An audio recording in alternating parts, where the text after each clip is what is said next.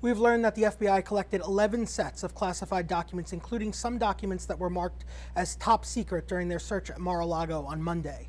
The FBI property report that was also issued to Trump's lawyers and unsealed today also shows that FBI agents collected other documents while they were at Mar-a-Lago, including what's marked as information regarding the president of France, as well as a copy of clemency documents, a pardon for Trump ally Roger Stone, and other miscellaneous secret documents that are not detailed in the property receipt, other than to say that there were classified, top secret, and secure documents that were recovered.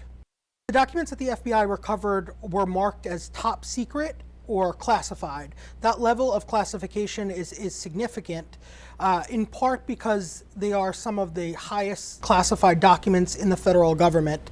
These documents are supposed to be stored in secure facilities and within guidelines that are set by the federal government to ensure that they don't either get into the wrong hands or are misused in any way. The search warrant details federal agents were looking for either presidential records, potential presidential records that were maintained by former President Donald Trump after he left the White House, or documents that were marked as classified that should be stored elsewhere and should be in the possession of the National Archives and not at Mar-a-Lago.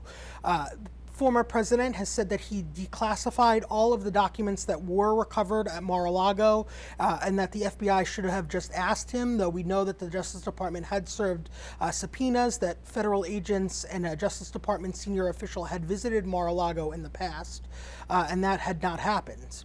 We also know, based on this search warrant, that federal agents were examining a number of potential violations of federal law, including a violation of the Federal Espionage Act, and whether or not the president potentially could have obstructed justice by concealing documents as part of a federal investigation. The decision to unseal this document laid with a federal judge in Florida, the magistrate judge, who ultimately had signed off on the search warrant itself. The Justice Department made somewhat of an extraordinary motion yesterday asking that judge to unseal the warrant, in part because of the immense public interest in this case and the growing pressure on Attorney General Merrick Garland.